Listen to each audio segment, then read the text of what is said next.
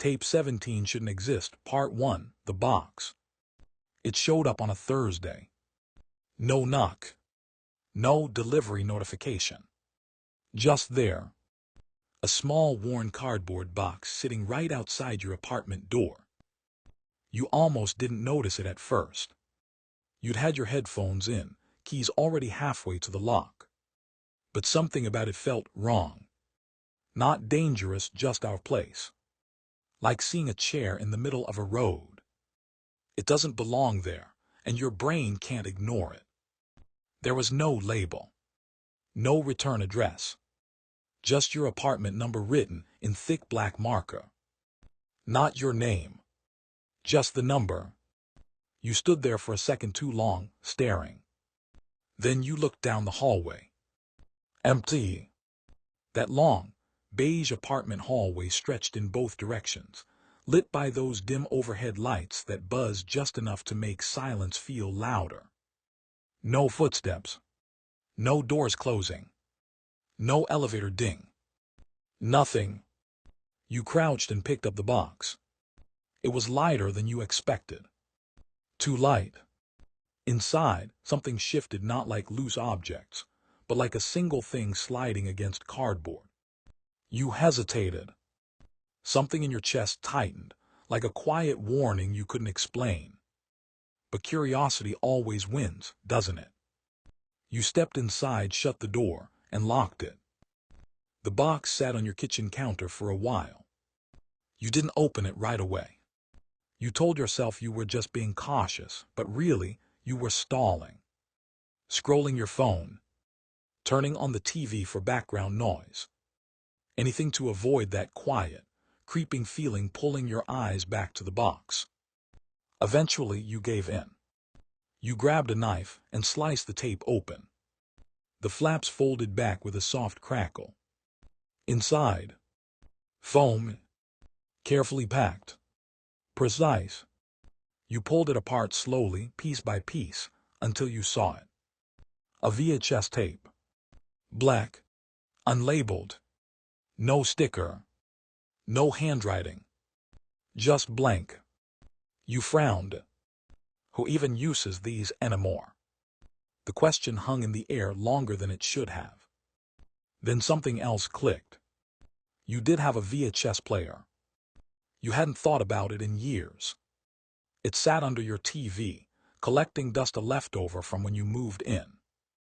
You never bothered to get rid of it. You stared at the tape again. That same tight feeling returned. You could have thrown it away. Should have, probably. But you didn't. The tape slid into the player with a heavy, mechanical click. The TV flickered. Static filled the screen, instantly loud, sharp, aggressive. You winced and grabbed the remote, lowering the volume. For a few seconds, it was just noise. White static dancing across the screen. Then, a cut. The footage was shaky. Dark. It took your eyes a second to adjust, but slowly, a shape formed. A hallway. Narrow. Dimly lit. Familiar in a way that made your stomach drop before your brain caught up. The camera moved forward slowly, like whoever was holding it didn't want to be heard. Step by step. The walls beige. The lights buzzing overhead. Your breath caught. No way. It looked exactly like your apartment hallway. The camera kept moving. Closer. Closer. Then it stopped. Right in front of a door.